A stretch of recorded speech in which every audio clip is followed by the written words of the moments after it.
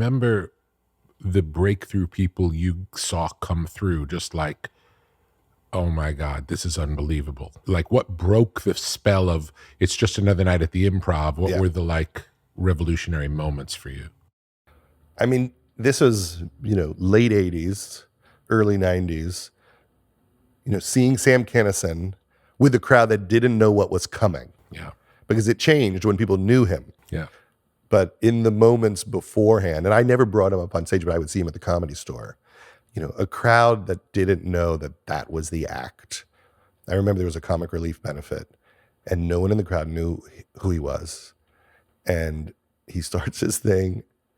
It seemed like every woman in the room got up and walked out. Half the crowd stayed, and then he just tore down the house with half the crowd. And Dice was playing then.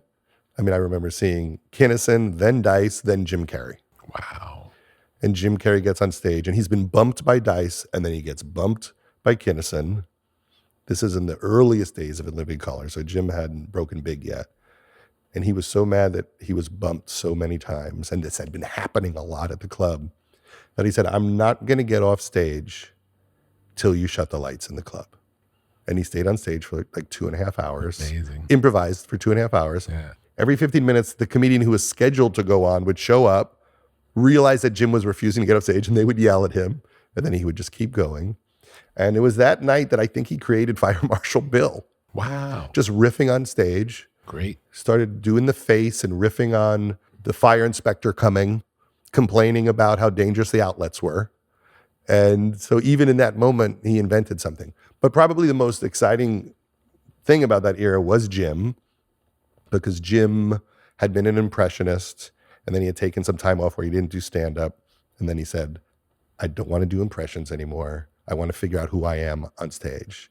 And even though the crowd loved the impressions, he would not do it. And he went on stage every night and improvised his entire act. And after a while, he started building the act. But for a few months, you were seeing one of the great live wire acts. And he would kill and then bomb and then kill. And when you talk about, like in your book, just opening up to the universe and just seeing what happens, he instinctually did that for a long time. And when you watched the movies that hit big, it was all in those stand-up sets. The moves, the physicality, some of the expressions. So that was remarkable to watch. And I would say to people, the funniest man who ever lived is coming into the Improv every night. Wow.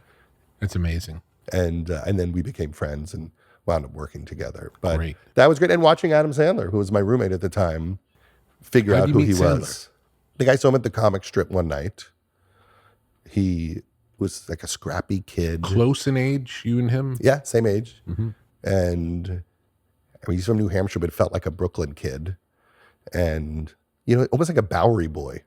Yeah. Almost like a Beastie Boy. Yeah. He felt like the Beastie Boy who went into comedy at that time. And he used to go on stage, he was wearing sweats. He would pull them up as high as he could so that like his bulge stuck out. And he would go, my impression of Mikhail Baryshnikov. Right? Like your funniest friend in the world. Yeah.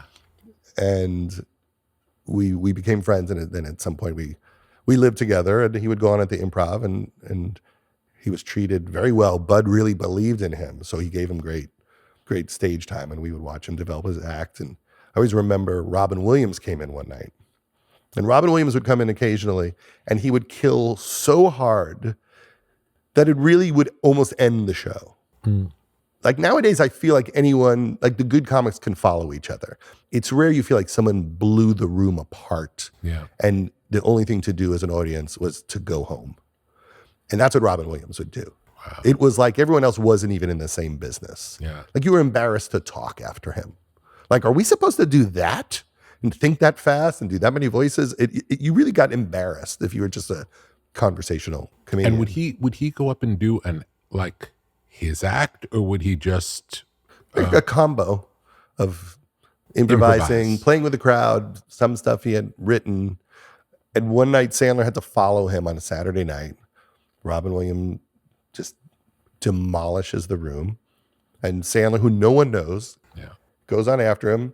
And it was the first time I ever saw him take all the energy in the room and keep it going. Wow. And I really thought that when I watched it that night, I'm like, oh, and now it's begun. Wow. That's beautiful.